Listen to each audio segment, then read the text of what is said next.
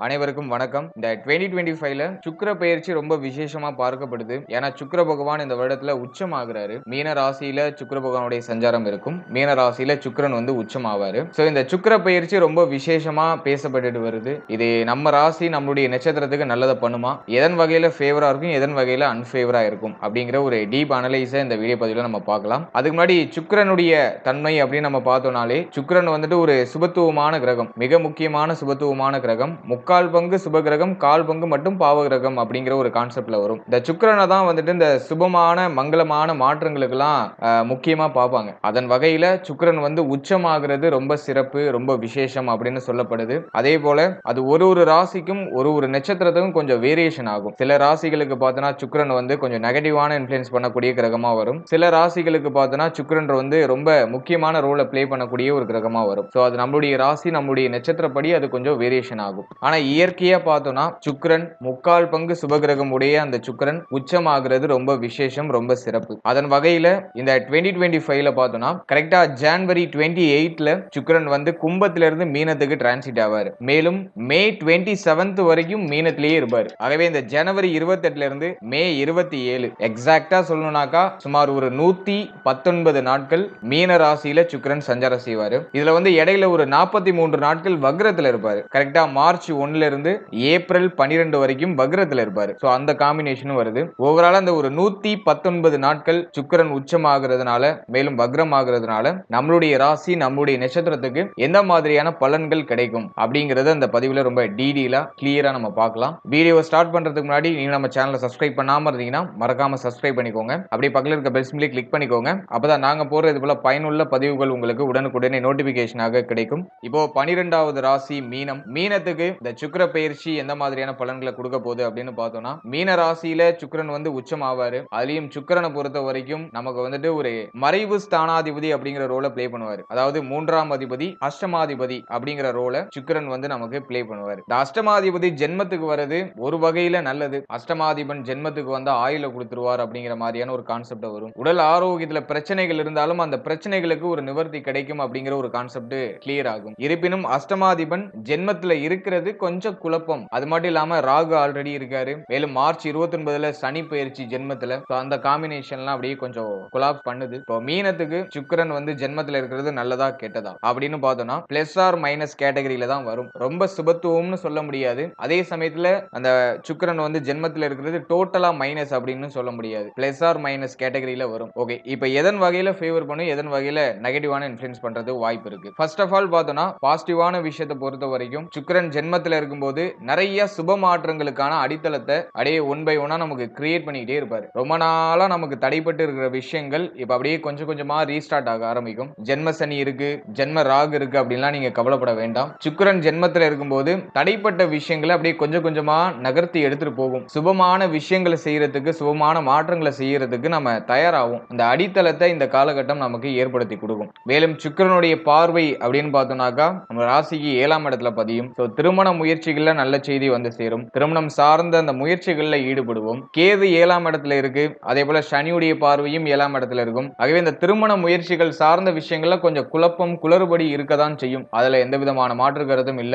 குழப்பத்தோட ஒரு நல்ல செய்தி, ஒரு சுப மாற்றம் அப்படிங்கிறது நிச்சயமா நமக்கு கிடைக்கும். மேலும் புதிய நண்பர்களுடைய பழக்க வழக்கங்கள் கிடைக்கும். அதே சமயத்துல புதிய நண்பர்கள் சார்ந்த விஷயங்கள்ல கொஞ்சம் கவனமா இருக்கணும். ரொம்ப சீக்கிரட்டான விஷயங்கள்லாம் வெளியில விட்டுறக்கூடாது. ரொம்ப சீக்கிரட்டான விஷயங்கள்லாம் உங்க மனசுலயே இருக்கிறது ரொம்ப நல்லது. ரொம்ப நம்பிக்கையானவர் அப்படிலாம் சொல்லி யாரையும் நம்பி உங்களுடைய முக்கியமான விஷயங்களை வெளியிடக்கூடாது. சோ அதுல நம்ம கொஞ்சம் கவனமா இருக்கணும். மற்றபடி புதிய நண்பர்களுடைய பழக்க வழக்கங்கள் கிடைக்கும். புதிய நண்பர்களால ஆதாயம் அப்படிங்கிறது கிடைக்கும். மேலும் இன்பமான அனுபவங்களை அதிகமா அனுபவிக்கக்கூடிய ஒரு பாக்கியமும் ஒரு வாய்ப்பும் கிடைக்கும். மேலும் வீட்டுக்கு தேவையான மிக முக்கியமான சாதனங்களை வாங்குறதுக்கான வாய்ப்புகள்லாம் கிடைக்கும். ரொம்ப நாளா நீங்க ஆசைப்பட்டு இருந்த விஷயங்களை வாங்குறதுக்கு ஒரு நல்ல வாய்ப்பு இந்த காலகட்டங்கள்ல கிடைக்கும். மேலும் உத்தியோகம் சார்ந்த விஷயங்களை பொறுத்த வரைக்கும் நிறைய பேருக்கு சம்பள உயர்வு, பதவி உயர்வு, பதவி மாற்றம் இதெல்லாமே சிறப்பான முறையில் கிடைக்கிறதுக்கு வாய்ப்புகள் அதிகம். அதே போல வாகன வசதி, ரொம்ப நாளா நீங்க வண்டி வாகனம் வாங்கணும்னு ஆசைப்பட்டு இருந்தீங்கன்னா அந்த விஷயங்கள் கைகூடி வரதுக்கான வாய்ப்புகள் அதிகம். மேலும் ஆல்ரெடி இருக்கிற அந்த பழைய வண்டி வாகனத்தை புதுசா மாற்றம் செய்யறது, அப்படின்னா வண்டி வாகனத்தை பழுது நீக்கம் செய்து நமக்கு சாதகமா மாற்றிக்கொள்றது, சோ அதுக்கெல்லாம் ரொம்ப சிறப்பா இருக்கும். கல்வி சார்ந்த விஷயங்கள்ல சிறந்த வளர்ச்சி அப்படிங்கிறது இருக்கும். என்னதான் ஜென்மசனி காலகட்டமா இருந்தாலும் சுக்கிரன் வந்து உச்சமாகும் போது இந்த கல்வி சார்ந்த விஷயங்கள்ல பெருசா தடை தாமதம் இல்லாம கல்வி சார்ந்த விஷயங்களை கரெக்டா பிளான் பண்ணி எடுத்துட்டு போறதுக்கு ஒரு சரியான ஒரு காலகட்டமா இருக்கும். மேலும் குழந்தை பாகியம் இல்லாதவர்களுக்கு ஒரு சில மருத்துவ செலவுகளோட குழந்தை பாகியத்துல நல்ல செய்திகள் கிடைக்கும். மேலும் முயற்சி ஸ்தானாதிபதி அப்படின்னு சொல்லக்கூடிய சுக்கிரன் நம்மளுடைய ஜென்மஸ்தானத்துல இருக்கும்போது நம்முடைய முயற்சிகள் பல மடங்காக பெருகும். தடைப்பட்ட விஷயங்களை ரீஸ்டார்ட் பண்றதுக்கு ட்ரை பண்ணுவீங்க. லைஃப்ல எதெல்லாம் தேவையோ அந்த விஷயத்தை நோக்கி பயணிக்க ஆரம்பிப்பீங்க. புதிய மாற்றங்களுக்கான அடித்தளத்தை இந்த காலகட்டம் நமக்கு ஏற்படுத்தி கொடுக்கும். மேலும் முயற்சி ஸ்தானாதிபதி ஜென்மத்தில் இருக்கும்போது ஏதாச்சும் ஒரு விஷயத்தை நம்ம பண்ணிக்கிட்டே இருக்கணும் அப்படிங்கிற அந்த ஒரு எண்ண ஓட்டம் இருக்கும். ஃப்ரீயா இருக்கிறதுக்கு மனசு ஒத்துழைப்பு கொடுக்காது. ஏதாச்சும் ஒரு விஷயத்தை யோசிச்சுக்கிட்டே இருப்போம். ஏதாச்சும் ஒரு விஷயத்தை பண்ணிக்கிட்டே இருக்கணும்னு மனசு தோணிக்கிட்டே இருக்கும். ஏதாச்சும் ஒரு விஷயம் நம்ம பெருசா பண்ணணும், லைஃப்ல பெருசா அச்சீவ்மெண்ட் பண்ணணும் அப்படிங்கிற அந்த ஒரு மென்டாலிட்டி இப்போ கிரியேட் ஆக ஆரம்பிக்கும். ஸோ அது இந்த முயற்சி ஸ்தானாதிபதி ஆக்டிவேட் ஆகுறதுனால நமக்கு கிடைக்கிற ஒரு சிறப்பு பலன்கள் அப்படின்னு நம்ம சொல்லலாம். ஸோ இதெல்லாம் பார்த்தோம்னாக்கா அந்த சுக்கிரன் உச்சமாகிறதுனால நமக்கு கிடைக்கிற ஒரு பாசிட்டிவான ஒரு பலன்கள். இருப்பினும் சுக்கிரன் வந்து அஷ்டமாதிபதி ஜென்மத்தில் இருப்பாரு. ஸோ இந்த காம்பினேஷன் கிரியேட் ஆகும்போது ஹெல்த் வைஸா வீக் பண்றதுக்கு வாய்ப்புகள் அதிகம். ஆகவே மீனத்துடைய நட்சத்திரங்கள் ரொம்ப கேர் எடுக்க வேண்டிய பார்ட் எதுனா ஹெல்த் தான். உங்களுடைய உடல் ஆரோக்கியத்துல நீங்க அதிகமான அக்கறை செலுத்த வேண்டியது மிக மிக அவசியம். அதே போல திருமணமானவர்கள் வாழ்க்கை துணை சார்ந்த விஷயங்கள்ல கவனமா இருந்துக்கணும். வாழ்க்கை துணையுடைய உடல் ஆரோக்கியம், மன ஆரோக்கியம் இது சார்ந்த விஷயங்கள் எல்லாம் கொஞ்சம் கேர் எடுத்து கவனமா செயல்படுறது ரொம்ப நல்லது. மேலும் வாழ்க்கை துணை சார்ந்த விஷயங்கள்ல கொஞ்சம் விட்டு கொடுத்து அனுசரிச்சு போறது ரொம்ப நல்ல பலன்களை ஏற்படுத்தி கொடுக்கும். கொஞ்சம் சகிப்புத்தன்மை இந்த காலகட்டங்கள்ல அதிகமா தேவைப்படும். ஏன்னா ஜென்மத்துல வந்து 3 முக்கியமான கிரகங்கள் வந்து அமருது. அதிலே அஷ்டமாதிபதி வந்து அமருது. ஆகவே மென்டலி நிறைய பிரஷர் இருக்கும். நிறைய விஷயங்களை நம்ம ஒரே நேரத்துல யோசிச்சுக்கிட்டே இருப்போம். அது மட்டும் இல்லாம அதிகமான கோப மனப்பான்மை வெளிப்படுறதுக்கு வாய்ப்பு இருக்கு. எங்கேயோ உள்ள கோபத்தை நம்மளுக்கு ரொம்ப நெருக்கமானவங்க மேல நம்ம காட்டுறதுக்குலாம் வாய்ப்பு இருக்கு. ஆகவே இந்த கோபமான அந்த மென்டாலிட்டி இல்லாம கொஞ்சம் நீங்க பராமரிச்சுக்கிறது நல்லது. அதே போல எல்லா விஷயத்தையும் ஒரே நேரத்துல பண்ணணும்னு நினைக்காம கொஞ்சம் எல்லாத்துக்கும் கொஞ்சம் கேப் விட்டு கரெக்டா பிளான் பண்ணி எல்லாத்தையும் செயல்படுத்துங்க. அதுவே உங்களுக்கு ஒரு பெரிய வெற்றியை கொடுக்கும். ஏன்னா அந்த நேரத்துல ஒரே நேரத்துல பல விஷயங்களை பண்ணணும்னு மனசு தோணும். ஒரு விஷயம் பண்ணிட்டு இருக்கப்பயே அதை பண்ணணுமே இதை பண்ணணுமேனு சிந்தனை ஓடிக்கிட்டே இருக்கும். ஒரு விஷயத்துல தெளிவா ஃபோக்கஸ் பண்ண முடியாது. அதை நான் ஒரு பெரிய மைனஸா பாக்குறேன். ஏதாச்சும் ஒரு விஷயத்தை நீங்க சூஸ் பண்ணி அதுல கிளியரா ஒர்க் பண்றது உங்களுக்கு ஒரு பெட்டரான ரிசல்ட்டை பெற்று கொடுக்கும். வாட் எவர் அது எதா வேணாலும் இருக்கட்டும், உடைய ஜாபா இருக்கட்டும், உடைய பிசினஸா இருக்கட்டும், அப்படி இல்ல ஸ்டூடெண்டா இருக்கீங்க, கல்வி சார்ந்த விஷயங்களா இருக்கட்டும், இப்படி A to Z எதா இருந்தாலும் சரி, ஏதாச்சும் ஒரு விஷயத்துல ஃபோக்கஸ் பண்றது நல்லது. ஒரே நேரத்துல மல்டி டாஸ்க் பண்ண வேண்டாம். அது வந்து அந்த அளவுக்கு ஃபேவர் பண்ற மாதிரி தெரியல. அதுல கொஞ்சம் நம்ம விழிப்புணர்வோட இருக்கணும். அடுத்தது பெண்கள் சம்பந்தப்பட்ட விஷயங்கள்ல கவனமா இருக்கணும். பெண்களால தேவையில்லாத பிரச்சனைகளோ அவப்பெயர்களோ வந்துட்டு போகலாம். இது ஆண்களாக இருந்தாலும் சரி, பெண்களாக இருந்தாலும் சரி, பெண்கள் சார்ந்த விஷயங்கள்ல கொஞ்சம் கவனமா இருக்கணும். இந்த நேரத்துல பெண்களால ஏதாச்சும் குழப்பங்களோ குளறுபடியோ ஏற்படலாம். இப்போ நீங்க வந்துட்டு ஒரு பெண்ணா இருக்கீங்கன்னா வேற ஏதோ ஒரு பெண்ணால உங்களுக்கு ஏதாச்சும் மனசஞ்சலங்கள் ஏற்படலாம். ஆகவே பெண்கள் சம்பந்தப்பட்ட விஷயங்கள்ல கொஞ்சம் கவனமா இருக்கணும். ஏன்னா சுக்கிரன் வந்து பார்த்தோம்னா பெண்ணுக்கான ஒரு கிரகம் தான். பெண்ணை குறிக்கக்கூடிய ஒரு கிரகம். அதுலயும் மீனத்துக்கு அவர் 3ஆம் அதிபதி, அஷ்டமாதிபதி. அவர் ஜென்மத்துல இருக்காரு. மேலும் பாவ கிரகங்களுடைய சேர்க்கை எல்லாம் வாங்கியிருக்காரு. ஸோ அந்த காம்பினேஷன் எல்லாம் வச்சு பார்க்கும்போது அந்த சுக்கிரனுடைய அந்த காரகத்துவங்கள் கொஞ்சம் பலவீனம் அடையும். ஆகவே பெண்கள் சம்பந்தப்பட்ட விஷயங்கள்ல கொஞ்சம் கவனமா நிதானமா இருக்கிறது நல்லது. ஏதாச்சும் குழப்பங்கள் வர மாதிரி ஃபீல் ஆகுதுன்னா கொஞ்சம் உஷாராயிக்கோங்க. மேலும் இந்த வக்ர காலகட்டமும் இருக்கு. அதாவது சுக்கிரனை பொறுத்த வரைக்கும் மார்ச் 1 இருந்து ஏப்ரல் 12 வரைக்கும் சுமார் ஒரு 43 நாட்கள் வக்ரத்துல இருப்பாரு. ஸோ இந்த வக்ர காலகட்டம் நமக்கு ஆல்மோஸ்ட் ஃபேவர் பண்ணும். ஹெல்த் ரீதியா ஏதாச்சும் பிரச்சனைகள் இருக்குன்னா அதுக்கு நிவர்த்தியை கொடுக்கும். ஹெல்த்ல ஒரு நல்ல இம்ப்ரூவ்மெண்ட் கொடுக்கும். மேல இந்த பொருளாதார ரீதியா இருக்கிற அந்த கமிட்மெண்ட் எல்லாம் ஃபுல்ஃபில் பண்றதுக்கு ஒரு நல்ல வாய்ப்பு கிடைக்கும். கடன் சுமையில இருக்கீங்க, கடன் பிரச்சனையில இருக்கீங்கன்னா அந்த வக்ர காலகட்டம் உங்களுக்கு நல்லா ஃபேவர் பண்ணும். இந்த கடன் பிரச்சனையில இருந்து வெளில வர்றதுக்கு இந்த வக்ர காலகட்டத்தை நம்ம நல்லா யூஸ் பண்ணிக்கலாம். ஸோ அதுக்கு ரொம்ப நல்லது பண்ணும். அதே போல இடமாற்றம், ஊர் மாற்றம், பதவி மாற்றம் இதெல்லாம் ரொம்ப ஃபேவர் பண்றது வக்ர காலகட்டத்துல தான். ஒரு உச்சமான கிரகம் வக்ரமாகும் போது அது நீச்ச பலன் அப்படிங்கிற ஒரு கான்செப்டுக்குள்ள வரும். சுக்கிரன் வந்து நமக்கு ஒரு நெகட்டிவான பிளானட் அப்படிங்கிறதுனால மீனத்துக்கு அந்த வக்ர காலம் ஒரு பொற்காலமா இருக்கும். ஒரு நல்ல பலன்களை கொடுக்கக்கூடிய ஒரு காலகட்டமா இருக்கும். மற்றபடி சுக்கிரனை பொறுத்த வரைக்கும் உச்சமாகிறது மேலும் வக்ரமாகிறது இந்த காம்பினேஷன்லாம் வச்சு பார்க்கும்போது இந்த பண வரவு, இந்த ஆடம்பரமான செலவு, ஆடம்பரமான மாற்றங்கள் இது எல்லாத்துக்கும் சிறப்பு பண்ணும். அதே போல பண வரவு எந்த அளவுக்கு இருக்கோ அதுக்கு ஈக்குவலான செலவு அப்படிங்கிறது நிச்சயமா இருக்கு. அதுல எந்த விதமான மாற்று கருத்தும் இல்ல. ஜென்மசனி தான். அதே போல ஜென்மத்தில இருந்து ராகு விரயத்துக்கு டிரான்சிட் ஆவாரு. அது மே மாதத்துல.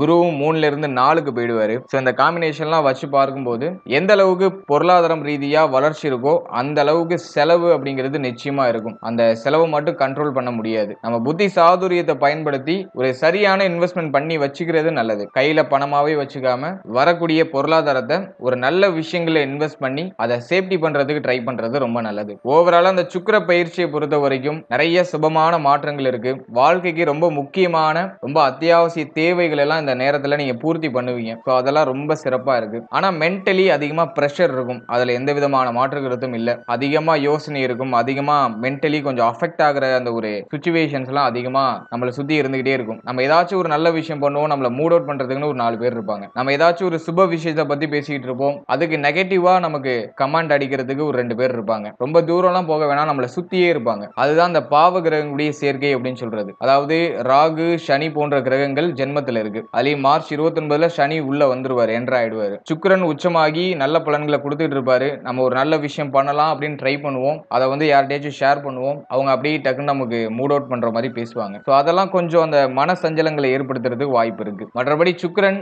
ஜென்மத்துல இருக்கும்போது சுபமான மாற்றங்கள் அப்படிங்கிறது நிச்சயமா இருக்கும். ஆனா பாவ கிரகங்களுடைய சேர்க்கையை பெற்று இருக்கிறதுனால அதை கொஞ்சம் மன வருத்தத்தோட அந்த மாற்றங்களை நம்ம செய்வோம். ஸோ அதுதான் டிஃபரன்ஸ். ஓவராலா மீனத்துக்கு சிம்பிளா சொல்லணும்னாக்கா, இந்த சுக்கிர பெயர்ச்சி, சுக்கிரன் உச்சமாகிறது பிளஸ் ஆர் மைனஸ் கேட்டகரியில தான் ஒர்க் ஆகும். நான் அதிகமா உங்களுக்கு இன்டிமேட் பண்ற விஷயம் என்னன்னா, ஹெல்த்ல மட்டும் நீங்க கேர் எடுத்துக்கோங்க. மற்ற விஷயம்லாம் குருவுடைய ராசிக்கு நம்ம சொல்லவே வேணாம், பிச்சு உதறிடுவாங்க. ஹெல்த்ல மட்டும் கொஞ்சம் நீங்க கேர் எடுத்துட்டீங்கன்னா போதும். மற்ற விஷயங்கள்லாம் உங்களுக்கு எல்லாமே சுபமாவும் ஃபேவராவும் அமையும். ஏன்னா குருத்தன்மை பொருந்திய ஒரு ராசி நம்ம மீன ராசி. பேசிக்கா நெகட்டிவான விஷயத்தை கூட பாசிட்டிவா கன்வெர்ட் பண்ற தன்மை மீனத்துக்கு இயற்கையாவே உண்டு. ஏன்னா மீனத்துடைய இயற்கையான குணம் என்னன்னு பார்த்தோம்னாக்கா, ஒரு நெகட்டிவான விஷயத்துல கூட பாசிட்டிவான விஷயம் என்ன இருக்கு அப்படின்னு தான் தேடுவாங்க. அது வந்து மீனத்துக்கு இருக்கிற ஒரு இயற்கையான தன்மை. அதனால ஹெல்த்தை மட்டும் நீங்க கேர் எடுத்துக்கோங்க. மற்ற விஷயங்கள்லாம் நிச்சயமா உங்களுக்கு ஃபேவராவே அமையும். வாழ்த்துக்கள். இப்போ நீங்க இதுவரைக்கும் பார்த்த பலன்கள் வந்து ஜஸ்ட் ஒரு கோச்சார பலன்கள் தான். கிரகங்களுடைய மாற்றங்களுக்கு ஏற்ப பொதுவா சொல்லக்கூடிய ஒரு பொது பலன் தான் இது. உங்களுடைய ஜனனகால ஜாதகத்தில் நடக்கக்கூடிய தசா புக்தி கிரக அமைப்புகளுக்கு ஏற்ப இந்த பலன்கள் எல்லாம் மாறுபடும். எனவே 100% பலன்களுக்கு உங்களுடைய ஜனனகால ஜாதகத்தை நீங்க உங்களுடைய குடும்ப ஜோதிடத்தை கொடுத்து ஒரு வாட்டி அனலைஸ் பண்ணிக்கோங்க. ரொம்ப முக்கியமான மாற்றங்கள் ஏதாச்சும் பண்ண போறீங்கன்னா உங்களுடைய ஜனனகால ஜாதகத்தை ஒரு வாட்டி செக் பண்ணிக்கிறது ரொம்ப நல்லது. மற்றபடி பேசிக்கான ஸ்டெப்லாம் நீங்க மூவ் ஆன் பண்றதுக்கு கோச்சாரமே போதுமானது. மேலும் இன்னொரு விஷயத்தை நீங்க நல்லா அண்டர்ஸ்டாண்ட் பண்ணிக்கணும். உங்களுடைய ஜனனகால ஜாதகத்துல தசா புக்தி உங்களுக்கு ரொம்ப ஃபேவரா இருக்கு அப்படின்னாக்கா, கோச்சாரம் வீக்கா இருந்தாலும் உங்களுக்கு நல்ல விஷயங்கள் தான் நடக்கும். அதே போல கோச்சாரம் ஃபேவரா இருந்து உங்களுடைய தசா புக்தி உங்களுடைய ஜனனகால ஜாதகத்தில் இருக்கக்கூடிய கிரக அமைப்புகள் வீக்கா இருக்கு அப்படின்னாக்கா, கோச்சாரம் எவ்வளவு ஃபேவரா வந்தாலும் கொஞ்சம் நெகட்டிவான இன்ஃப்ளூயன்ஸ் தான் நடக்கிறது வாய்ப்புகள் அதிகம். எனவே உங்களுடைய ஜனனகால ஜாதகத்துல இருக்கக்கூடிய கிரக அமைப்பு, உங்களுடைய ஜனனகால ஜாதகத்துல நடக்கக்கூடிய தசா புக்தி, இதை பொறுத்து தான் இந்த கோச்சாரம் அப்படிங்கிறது உங்களுக்கு அப்ளை ஆகும். ஸோ அதை நீங்க டீப்பா அண்டர்ஸ்டாண்ட் பண்ணிக்கிட்டு உங்களுடைய சேட்டை நீங்க ஒரு வாட்டி நல்லா ரீட் பண்ணிட்டு அதுக்கப்புறமா இந்த கோச்சார பலன்களை பார்த்து பயனடைகிறது ரொம்ப சிறப்பு. மேலும் நம்மளுடைய சேனல்ல இதுக்கு முன்னாடி சனி பெயர்ச்சி சிறப்பு பலன்கள் ரொம்ப கிளியரா ரிலீஸ் பண்ணியிருக்கோம். மார்ச் 29ல நிகழ இருக்கிற சனி பெயர்ச்சிக்கான பொது பலன்கள் கிளியரா ரிலீஸ் பண்ணியிருக்கோம். 12 ராசிக்கும் ரிலீஸ் பண்ணியாச்சு. அந்த வீடியோக்கான லிங்க் டிஸ்கிரிப்ஷன்ல கொடுத்துருக்கேன், டைம் இருக்கும்போது செக் பண்ணி பாருங்க. மேலும் குரு பெயர்ச்சி, ராகுகேது பெயர்ச்சி அப்கமிங் வீடியோஸ்ல உங்களுக்கு அப்டேட் பண்ணுவோம். மேலும் நட்சத்திர பொது பலன்கள் ரொம்ப கிளியரா ரிலீஸ் பண்ணியிருக்கோம். உங்களுடைய ராசி, உங்களுடைய நட்சத்திரம், உங்களுடைய லக்னம், இந்த மூணுக்குமே ஒரு ஜெனரல் ப்ரெடிக்ஷன், உங்களுடைய லைஃப் எப்படி இருக்கும் அப்படிங்கிற ஒரு ஜெனரலான ஒரு விஷயம் நாங்க ரிலீஸ் பண்ணியிருக்கோம். ஸோ அந்த வீடியோக்கான லிங்கையும் நாங்கள் டிஸ்கிரிப்ஷன்ல கொடுத்துருக்கோம். ஒரு டைம் இருக்கும்போது அதையும் ஒரு வாட்டி செக் பண்ணி பாருங்க. நிச்சயமா அதுவும் உங்களுக்கு ஒரு பயனுள்ள ஒரு பதிவா இருக்கும். And finally very limited time. So be cool, stay happy, stay healthy and enjoy. வாழ்த்துக்கள். நன்றி.